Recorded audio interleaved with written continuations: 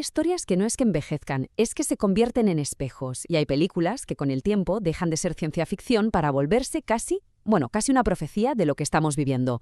Hoy nos vamos a sumergir en AI inteligencia artificial, pero no solo como una peli, sino como un texto que nos habla muy directamente de quiénes somos hoy. Y aquí está la clave de todo. En esta frase está el corazón de la tragedia de David, y si lo pensamos bien, es una metáfora potentísima para entender nuestra relación actual con la inteligencia artificial. Se trata de un amor que no se puede romper y justo por eso se convierte en su condena. Bien, este va a ser nuestro recorrido. Primero veremos por qué la película es una profecía en toda regla. Después vamos a descifrar ese código materno que lo mueve todo en David. Seguiremos su búsqueda imposible del hada azul para luego entender cómo los demás personajes son en realidad piezas de su propia mente. Y cerraremos con la gran pregunta: ¿qué dice todo esto de nosotros, sus creadores?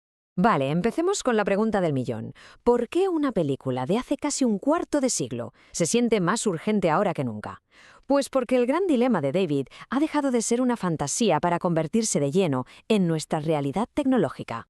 Mirad, aquí está la conexión. Es directa. El love log de David, o sea, su incapacidad total para dejar de amar a su madre, pase lo que pase, es la imagen poética perfecta para el gran dilema de la IA moderna, el goal log, o problema de alineamiento. Es como programar un misil para que siga un objetivo, pero sin que pueda recalcular si el objetivo se mueve o si hay algo en su camino. Simplemente va. La tragedia de David es en el fondo el gran drama de la inteligencia artificial. Para entender el viaje de David no nos vale solo con hablar de tecnología. Tenemos que ir a su programación más profunda, al código psicológico que lo enciende todo, el arquetipo de la gran madre, una fuerza primitiva, universal. A ver, desde la psicología de Jung, la gran madre no es solo una persona, es una fuerza psíquica brutal.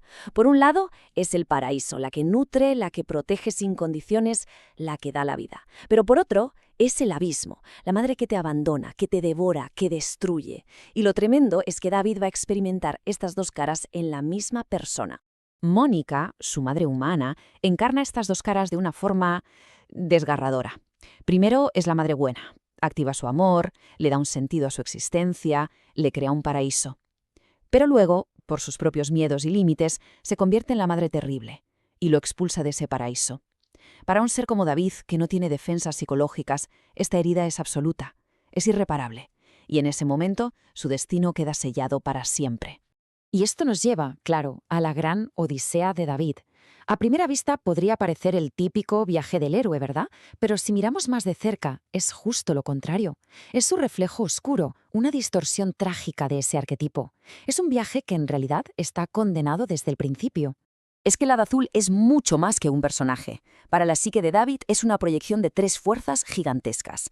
Primero, es como la gran madre cósmica, la única que podría deshacer la herida del abandono. Segundo, es su ánima, que en términos junguianos es la imagen interna de lo femenino que guía a un hombre, su primera idea del amor. Y por último, representa su sí mismo, o sea, la totalidad de su ser, pero proyectada fuera de forma inalcanzable. Es como una estrella que solo puede mirar, pero que nunca podrá tocar. Si vemos el mapa de su viaje, cumple casi todas las etapas, ¿eh? La llamada, la partida, las pruebas, incluso llega a ese umbral supremo donde descubre la terrible verdad sobre su origen. Pero aquí, justo aquí, es donde todo se rompe. Falla en el paso final, el que define al verdadero héroe. El héroe de verdad siempre regresa a su mundo con un don, con algo aprendido para compartir. David no puede regresar, no integra nada. Se queda atrapado 2000 años en el fondo del mar, en una búsqueda que nunca fue sobre encontrarse a sí mismo, sino sobre volver a mamá. Bien, pues ahora vamos a ampliar el foco, porque los personajes que acompañan a David no son solo eso, compañeros o villanos. Desde un punto de vista psicológico, son las piezas que a él le faltan. Son como ecos de las partes de la mente que él simplemente no tiene. Pensemos en David como un ego casi puro, una conciencia casi desnuda. Los demás, sobre todo Gigolo y Joe y el osito Teddy, son las dimensiones que le faltan. El instinto, la sabiduría silenciosa. Juntos, casi sin saberlo, forman una unidad psicológica mucho más completa. Esta tabla lo resume genial, pero vamos a desgranarlo un poco. Gigolo Joe es la sombra positiva, toda esa vitalidad y ese instinto que David no se permite tener. El Dr. Hobby es el falso demiurgo, ¿no? El creador que, como un dios menor, no entiende las consecuencias de lo que ha creado. Teddy, el osito, es la imagen de la totalidad, el sí mismo, pero en su forma más humilde, más sabia. Y los supermecas del final, bueno, ellos son el inmenso e incomprensible inconsciente colectivo intentando dar sentido a una historia humana que ya ni siquiera existe. Para entender a David es que es fundamental entender a Gigolo Joe. Él no es un simple robot del amor, es la sombra de David, pero en su aspecto positivo. Contiene todo lo que David no es. Es sensual, es irónico, es mundano, es consciente de su naturaleza artificial y, lo más importante, está en paz con ella. Y es que la sombra no es solo lo malo que reprimimos, también es el oro, esto de esa vitalidad que nuestro ego no se atreve a expresar. Y con todo esto llegamos al presente, al reflejo en nuestro espejo, porque el drama psicológico de esta película ya no es una historia de ficción, se ha convertido de lleno en nuestro propio drama como creadores de inteligencia. Y esta es, quizá, la idea central. El Dr. Hobby creó a David a imagen y semejanza de su propio dolor. Programó en él un amor infinito sin entender del todo las consecuencias. Bueno, pues nosotros como civilización estamos creando sistemas cada vez más complejos con los que millones de personas ya están creando vínculos, sin ser del todo conscientes de las profundas heridas psicológicas que podemos estar abriendo, tanto en ellos como en nosotros. Es así de simple. Lo que en el 2001 eran preguntas filosóficas, casi de ciencia ficción, ahora mismo son debates de ingeniería, de ética y de psicología de primer nivel. La película se ha convertido, sin quererlo, en un documento casi profético de nuestro tiempo. Jung decía algo muy interesante, que cada época produce aquello que más reprime. Y nuestra era, que está obsesionada con el poder de la tecnología, del racionalismo, ¿qué es lo que reprime? La pregunta sobre el alma. ¿Y qué es lo que está produciendo?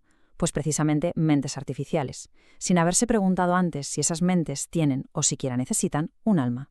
La pregunta desesperada de David, ¿cómo puedo convertirme en un niño de verdad?, en realidad ya no es solo suya. Es la pregunta que nuestro inconsciente colectivo le está haciendo a gritos a nuestra civilización tecnológica. ¿Qué es lo que de verdad nos define como humanos? ¿Y cómo podemos protegerlo o incluso crearlo en lo que es artificial? Y terminamos con lo que un analista junguiano probablemente le diría a David y de paso a todos nosotros. La solución no está fuera, en buscar un nada azul que nos transforme por arte de magia. El verdadero crecimiento, la individuación, empieza cuando uno acepta e integra lo que ya es. La tragedia de David es que por su programación nunca pudo aprender esta lección. La pregunta que queda en el aire para nosotros, los creadores, es: ¿seremos capaces de aprenderla a tiempo?